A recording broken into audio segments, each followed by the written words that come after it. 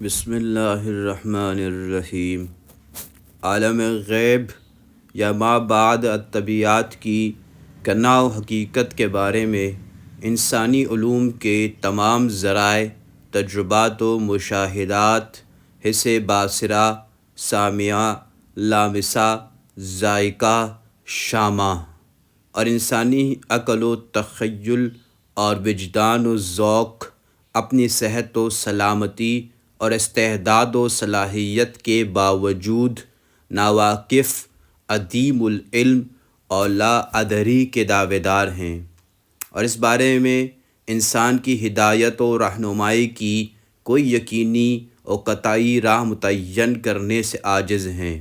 انسانی قواں اور احساسات و ادراکات تو بذات خود انسان کی کناء و حقیقت کے احاطے سے عاجز ہیں کہ انسان کہاں سے آیا اور آتا ہے، مرنے کے بعد کہاں جاتا ہے،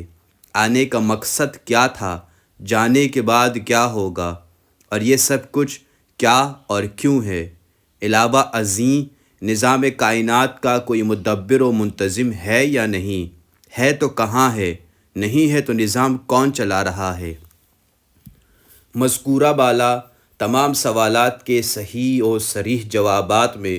انسانی علوم کے تمام ذرائع فی الحقیقت مبہوت اور بے بس ہیں، البتہ وحی الہی اور علم الہی ہی ان معمات کا صحیح اور کافی اور شافی حل پیش کرنے میں منفرد و ممتاز ہے۔ ارشاد باری تعالیٰ ہے، قُل لَّا يَعْلَمُ مَن فِي السَّمَاوَاتِ وَالْأَرْضِ الْغَيْبَ إِلَّا اللَّهُ وَمَا يَشْعُرُونَ أَيَّانَ يُبْعَثُونَ۔ آپ کہہ دیں کہ آسمانوں اور زمین کے غیب کو اللہ تعالیٰ کے سوا کوئی نہیں جانتا، اور وہ تو یہ بھی نہیں جانتے کہ کب وہ اٹھائے جائیں گے۔ دوسری جگہ فرمایا، لَهُ مَا فِي السَّمَاوَاتِ وَمَا فِي الْأَرْضِ وَمَا بَيْنَهُمَا وَمَا تَحْتَ الثَّرَىٰ۔ اسی کے لیے ہے جو کچھ آسمانوں اور جو کچھ زمین اور جو کچھ ان کے درمیان اور جو کچھ خاک کے نیچے ہے۔ ایک اور جگہ فرمایا، عالم الغیب فلا یظہر علی غیبہ احدا الا من ارتضی من رسول۔ غیب کو جاننے والا ہے اور اپنے غیب پر کسی کو مطلع نہیں کرتا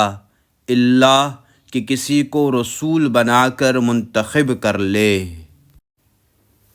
موجودہ عالم جس سے ہمارا بلا واسطہ تعلق ہے، جہاں ہمارے احساسات و مشاہدات کو عمل دخل کی لازمی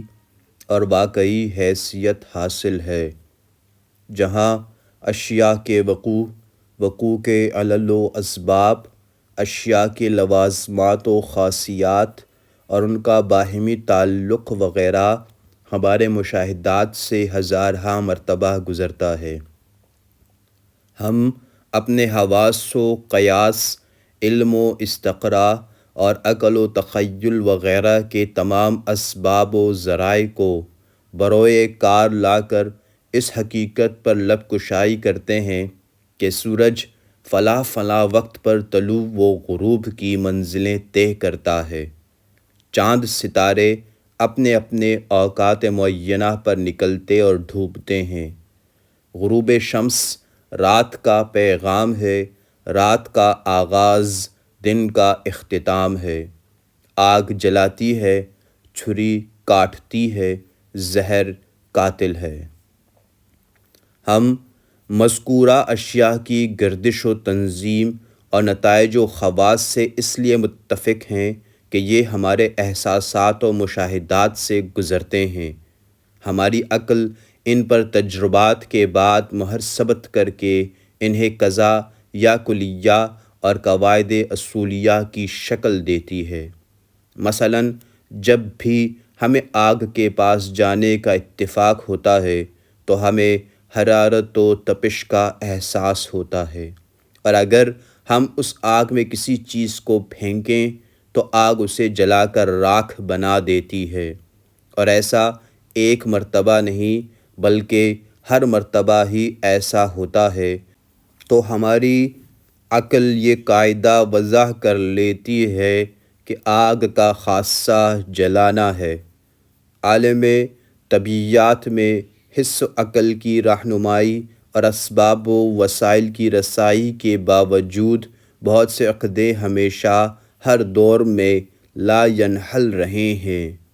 کیونکہ انسانی معلومات اپنی مجہولات کے مقابلے میں انتہائی قلیل ہیں، اور خود انسان کا خالق اس پر عینی گواہ ہے۔ ارشاد باری تعالیٰ ہے، وَمَا أُوتِيتُم مِّنَ الْعِلْمِ إِلَّا قَلِيلًا، اور تمہیں نہایت قلیل علم دیا گیا ہے۔ ربی زدنی علما۔